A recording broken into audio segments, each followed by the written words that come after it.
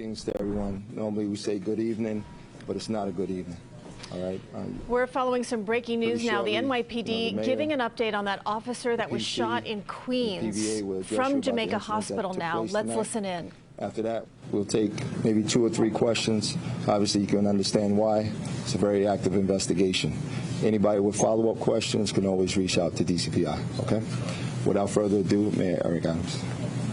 Thank you. We lost Jonathan tonight. And Stephanie, his wife, speaking with her was extremely impactful. It brought me back at the beginning of my term as mayor, speaking with the family members of Officer Rivera and Mora, and just feeling that intense pain, hoping that it was not true. It was because of a senseless act of violence that we witnessed a person had a total disregard for the safety of this city. Can I say it any clearer? It is the good guys against the bad guys. And these bad guys are violent. They carry guns. And the symbol of our public safety, which is that police uniform, they have a total disregard for. And this incident took place in the neighborhood. I learned just a few moments ago it was right outside of Councilwoman Savina Brooks Powers' office. And just watching people walk down the block as these dangerous individuals inflicted a level of violence that took the life of a police officer, of a husband, of a son. And we could see it as the role that police officers play every day as they move towards violence. But the reality is, this is a loved one that we lost, a young man. My heart goes out to Jonathan's family, Stephanie, and all that are in the room, giving them the support. This is a devastating moment, one of the most difficult processes I have as the mayor of the city of New York. It's my obligation to keep the men and women who wear that uniform safe. I want to thank my colleagues that came here today, to District Attorney Eric Gonzalez, Borough President Donovan, and as I indicated, Councilwoman Savina Brooks Powers. And Senator Sanders also reached out to show his condolences for this family and for our city.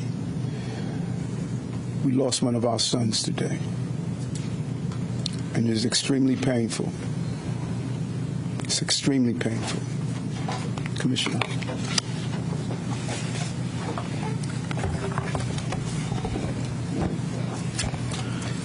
This evening on a Queen Street, a uniformed New York City police officer was shot doing the job we asked him to do.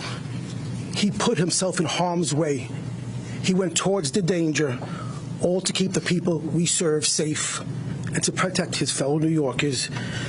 Make no mistake, we should not be here right now. We should never be here praying for the life of an NYPD officer, but we are. And this is why. The information I'm about to share is preliminary and is subject to change as the investigation continues. At about 5:48 p.m., 2 officers, both assigned to the NYPD's critical response team, were conducting a vehicle stop at 1919 Mott Avenue. After approaching the car, the suspect inside the vehicle displayed a firearm and pointed it toward the officers. Shots were fired, and one of our officers was struck. At this time, we believe he was shot in the torso underneath his bullet-resistant vest. The officer's partner also fired, striking the suspect. Our officer was shot and was transported here to Jamaica Hospital in critical condition, where the doctors did everything they could. Tragically, they couldn't save him, and he succumbed to his injuries. Again, I want to thank the doctors and staff at Jamaica Hospital Medical Center, especially Dr. Lakowski, for his high level of care they always show to our officers. And we're here far too many times. This is a difficult moment. There'll be plenty of time for anger, grief, and for processing pain. But right now, our prayers are with our fallen officer's family, his fellow cops, and every member of the New York City Police Department. But most of all, they're with the officer himself. God bless him, God bless his family, and God bless every member of the NYPD. Thank you.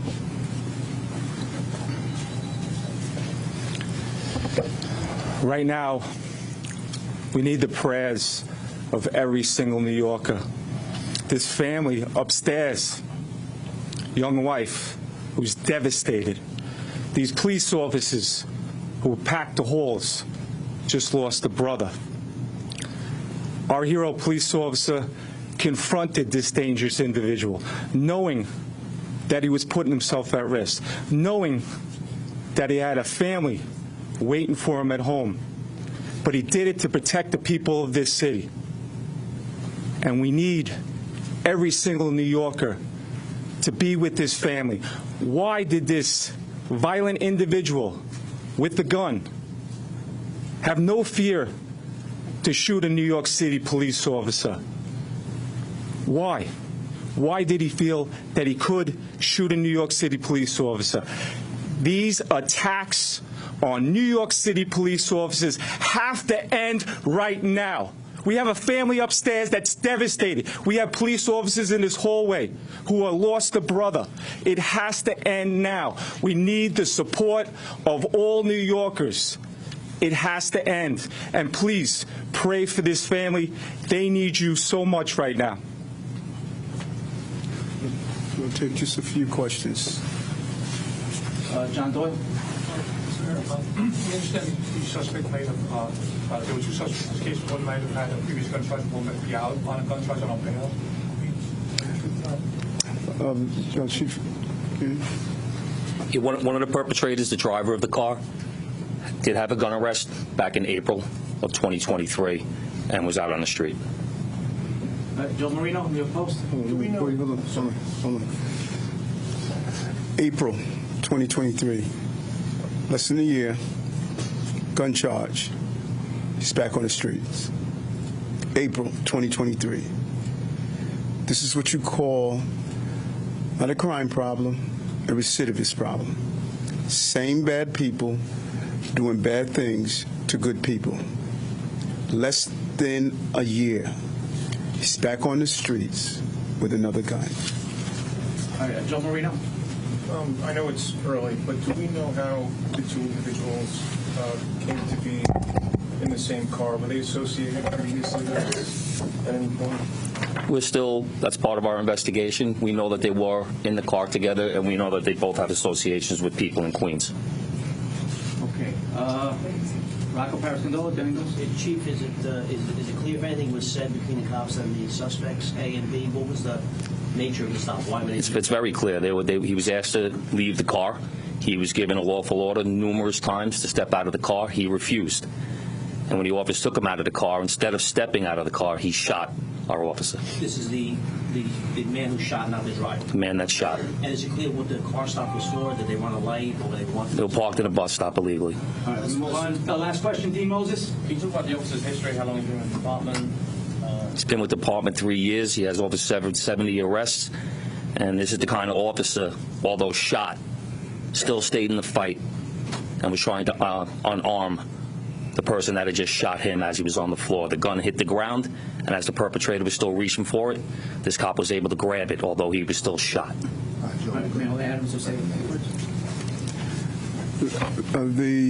want to also thank, I don't know if she's still here, but the Queens District Attorney joined us as well. We have to bury another cop. It's extremely, extremely painful for the city. We place this officer in the grave, replacing our symbol of public safety. That's what he stood for.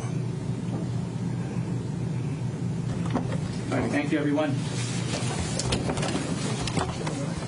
been listening in on a very solemn news conference there. NYPD officials and the mayor updating us on a shooting that happened in Far Rockaway this evening, Queens, where tonight the NYPD and also the city is in mourning after the loss of another NYPD officer killed in the line of duty. We know that this officer was a husband. We know that he was a son. And we know that he was killed while conducting a traffic stop, part of the critical response team within the NYPD. We're told that he was shot in the abdomen right beneath his bulletproof vest. We are still gathering information at the scene. In addition to the new details that we just heard at this news conference, we will continue to follow developments here throughout the evening and have an update for you tonight at 11 o'clock. Join us then for continuing coverage.